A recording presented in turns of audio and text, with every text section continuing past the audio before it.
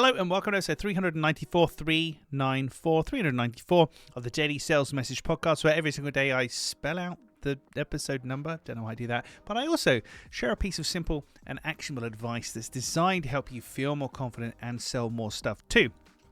If you are new around here, and every few episodes I reintroduce myself just in case you forget who I am. If you are new around here, my name is James Newell.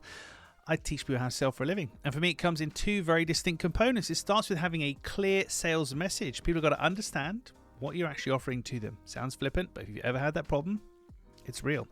Clear sales message. Then you have to have what I call selling confidence, the ability to be relaxed and comfortable and confident in a selling situation. In this episode of the podcast, and every day on the podcast, I can't remember if I said it or not, but it's designed to help you feel more confident and sell more stuff. I share this every day, and as this is 394, there's a hell of a lot of other episodes you can dive into.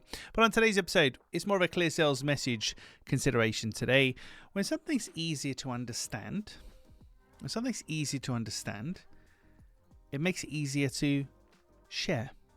And this is an often missed point, I find. So one of my maxims in my business is if they don't understand it, they can't buy it. Not they won't buy it, they cannot physically buy it because they don't understand what you offer, what you do, what that means to them, why they should care about it. So if they don't understand it, they can't buy it. But if something's hard to understand, not only do they not buy it from you, they also then can't share it and talk about it. I could understand what you do, realize it's not for me, go, hang on a minute. My wife needs that, my neighbour, my dog, my postman, whoever. If something's easy to understand, it's easier to share. So this is where we come back to the same old culprits of names of your product or service or business that are difficult to read, write, speak, and spell. Or if you're just not being concise enough with your language, you're being too verbose, too technical. If people do not get your offering, if they do not understand your offering, it's a huge issue. I know I'm super biased, of course, but it's the beginning of all of your sales activity. This is your product or service.